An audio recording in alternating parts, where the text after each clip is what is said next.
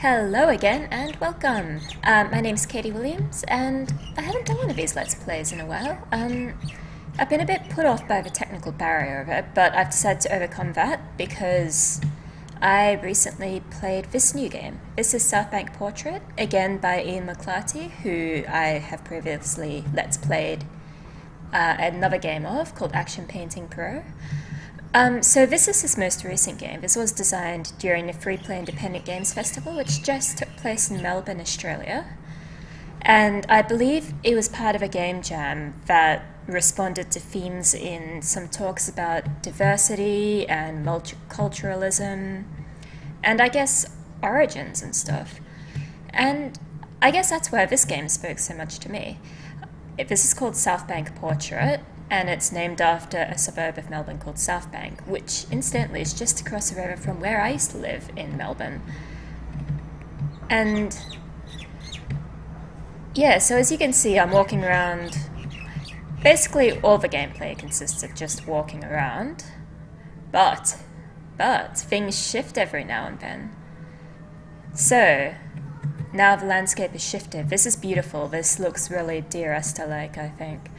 So what's really interesting about Southbank Portrait is the way that these landscapes are formed. So I believe that all of these textures you see are actually taken from photographs that were taken around the Southbank area in Melbourne, as well as the sounds you hear. They're all recorded around Southbank, and I find it really interesting to see them reinterpreted, I guess, in video game form.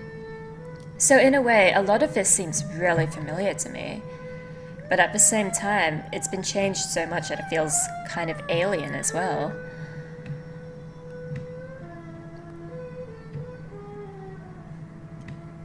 So as I play, the game will, I guess, go through about maybe a dozen of these different stages, different landscape shapes, different textures, different sounds.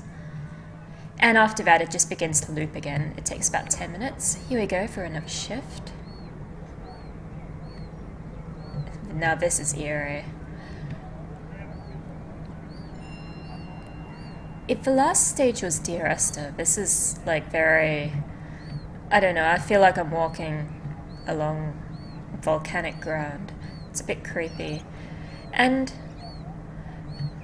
yeah, look at the ceiling texture. It's a very, I would say it doesn't quite fit the whole volcanic theme, but I kind of like that.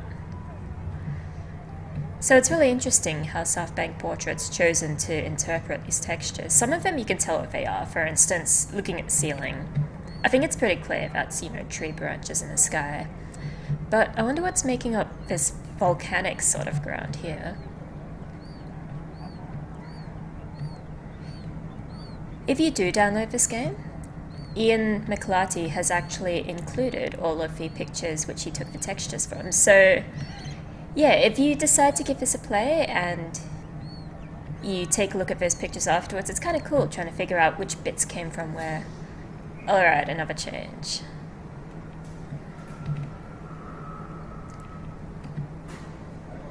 Alright, you know what this reminds me of? This reminds me of what I imagined I Have No Mouth and I Must Scream would look like when I first read the short story. Just a world completely overtaken by the computer. This is kind of how I imagined it to look. A very kind of stark world, but with bright lights and stuff. Lots of darkness here on the ground.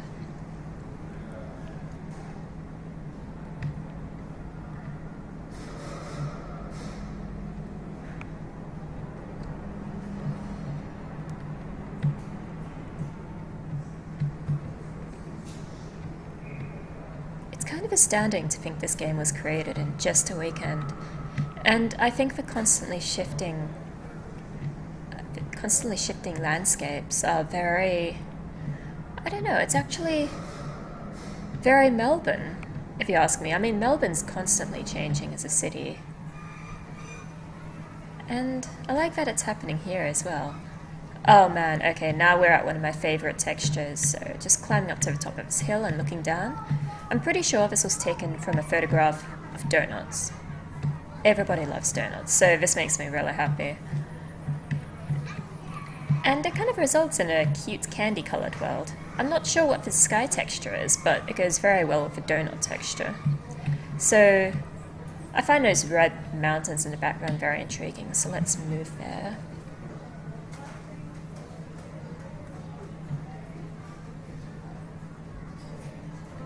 When I was back at university, I remember being asked in a class, how would you design an Australian game? And yeah, myself and my fellow classmates, we didn't really have any great ideas for it. I remember someone suggested, was it called Ty the Tiger or something? A game by Croom Studios about Tasmanian Devil or something. Anyway, it was the most ridiculous looking game, and yeah, it's kind of not what you really want to associate with Australia.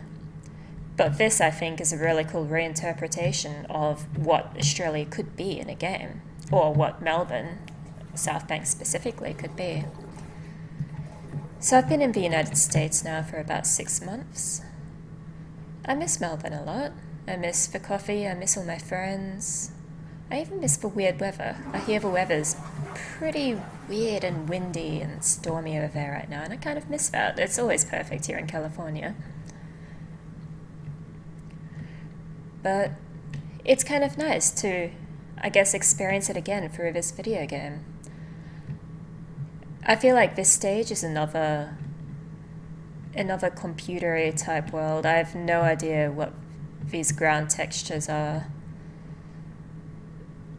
But these textures on the sky, it's quite, I don't know. It gives a sense of uniformity, I guess, which is quite computery.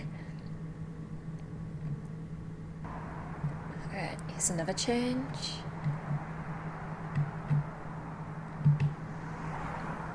Again, it feels so weird how familiar some of these stages are to me, despite, not being real places, being, I guess, completely different to the real places which their textures and their audio is pulled from. So this, for instance, even though I know this was from a photo taken in Southbank, it reminds me of walking around in a dark part of the Australian countryside when I was a kid. So notice how textures kind of flicker when I walk. I don't know if that's intentional or not, like maybe my graphics card is just interpreting that really weirdly, but I like the effect. I think it really adds to the game. And yeah, so this entire stage reminds me of the countryside, the wind sounds in the background, the flickering reminds me of rain coming down, little patches of blue and orange in the ground remind me of, like, I don't know, colourful mushrooms and flowers. Oh boy. Okay, so when I first played this, I told the developer Ian MacLarty on Twitter that one of the stages kind of induced a trypophobic reaction in me. This is that stage. Trypophobia is kind of a weird reaction to certain patterns, usually dots, but for me, I guess it's kind of stripy pattern. Yeah, it makes my scalp itch, and it makes my skin tingle in a vaguely unpleasant way.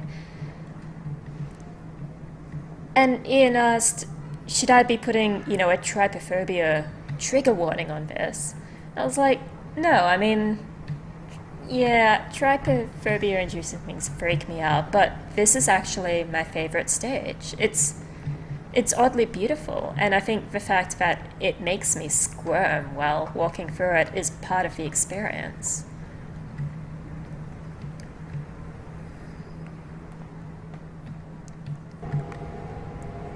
Luckily, it doesn't last long.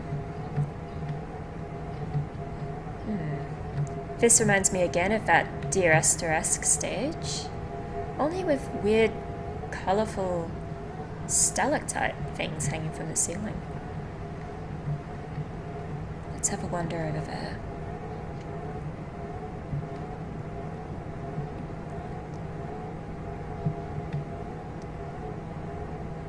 I really like that Melbourne, Australia is producing little interactive experiences like this. I have not played any other game like this, and I know many people might just walk this off as, just a walking simulator, but its effect on me has actually been quite profound.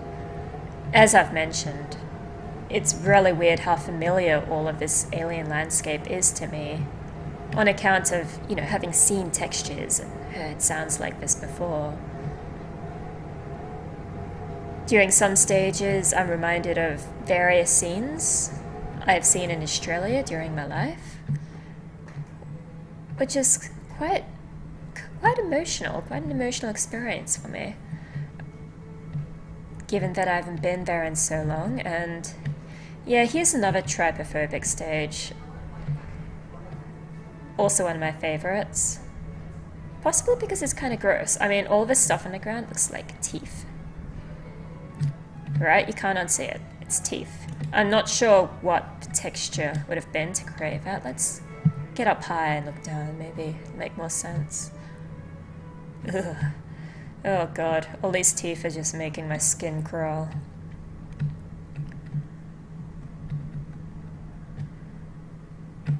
Then again, I also like the interpretation of Melbourne as being a city of teeth.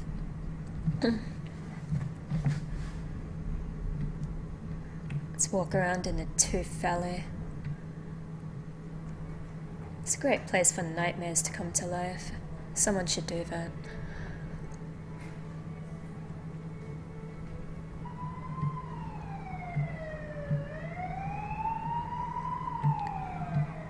Oh, this is a pretty stage.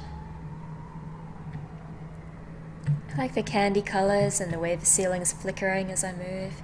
It's pretty.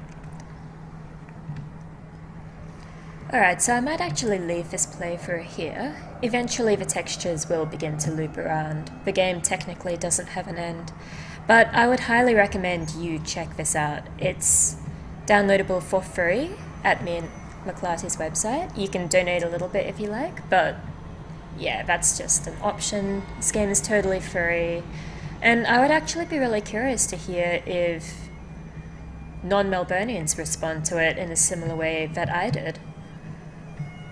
Also, I'd be interested to hear if you are a Melburnian and you felt this was a kind of different experience to what I just went through. Yeah, so let me know. Feel free to comment on this video or hit me up on Twitter at Desensitization. I would love to chat about this game. It is one of my recent favourites. And hopefully I'll be getting back into more Let's Playing soon. So, thank you for joining me. Here we are back at the beginning of the game. Thank you.